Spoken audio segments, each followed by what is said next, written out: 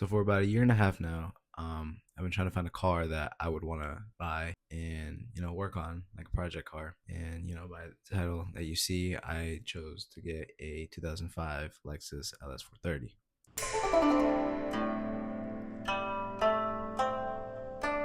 There were a lot of cars that I wanted to get because I thought they looked cool, and there was a lot of things that I could do that would make them really cool and really fast. But I don't really ever plan on taking a car to a track, so I wanted a calm car that I could make look really nice and drive really nice. So I decided to get a Lexus, a luxury, classy kind of car. I just love the vibe. Both LS400 and LS430. I mean, they're both really nice, and I honestly do plan on getting another one eventually in the future. But I really just wanted to learn as much as I can about, just cars in general while working on this one, trying to do it myself, and just have fun. I bought the car 700 miles away from me. I got it for around 4,800. My buddy drove it down that day, and I was just super excited to have it.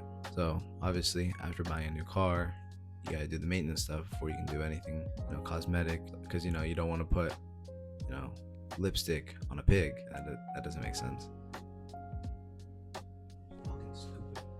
Who the fuck says that?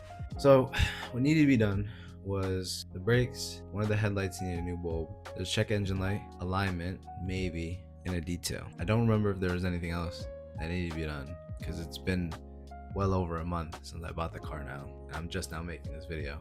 It also needed new hood struts because the hydraulics were shot. So I replaced the hood struts. So I finally got the hood struts that I needed. But now, just like that, they stay up. I just got these lift supports from A Premium.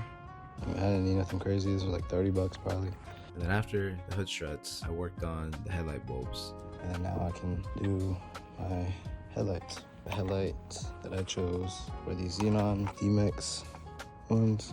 I actually did the passenger side before I did hood struts. I had someone come over and hold up the hood for me while I replaced the passenger side. And then I tried doing the driver's side, but I realized it was gonna be a lot harder than passenger side, so I was not able to complete it that day. I already replaced the passenger headlight bulb. All I had to do was just take this cover off, reach in here, and there's a little cover. This one's a little bit harder. I either have to take off the front bumper to access a bolt to where I can just take out the whole headlight, or I can come in through here and try to reach around. This one's gonna be a little bit difficult because just not having enough room.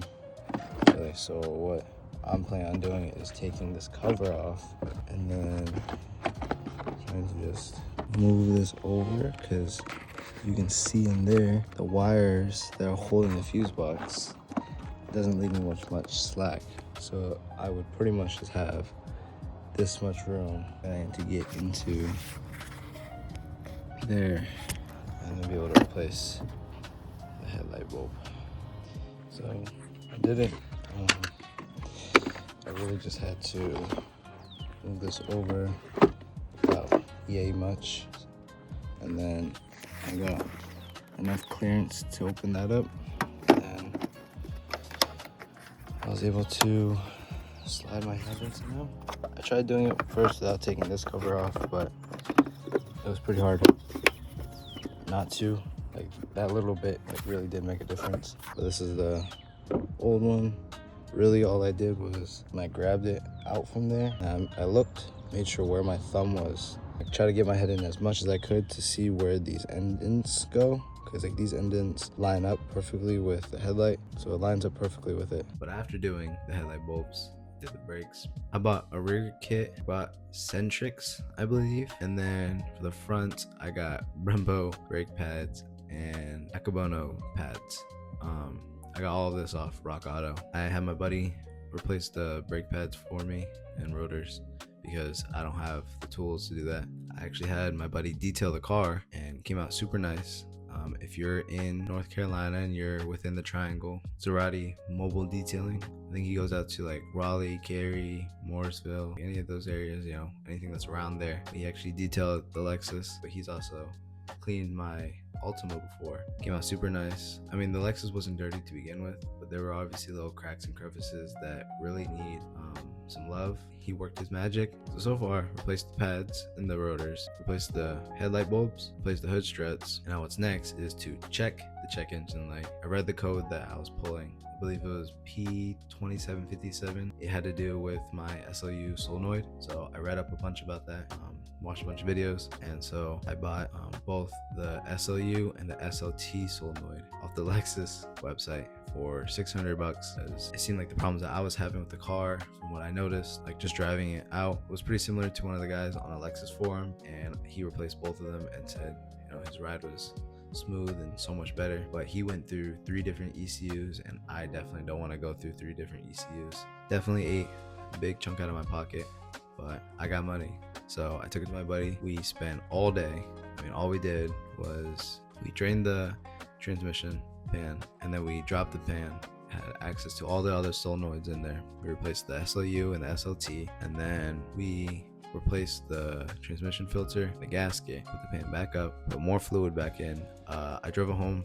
It drove fine. No hard shifting anymore. So I had drove it to take this girl out, and I realized when I would come to a stop, it would jerk forward, and then the more I drove it, when I would come to a stop, it would jerk, and then go onto the throttle, it would jerk forward, and then it would go.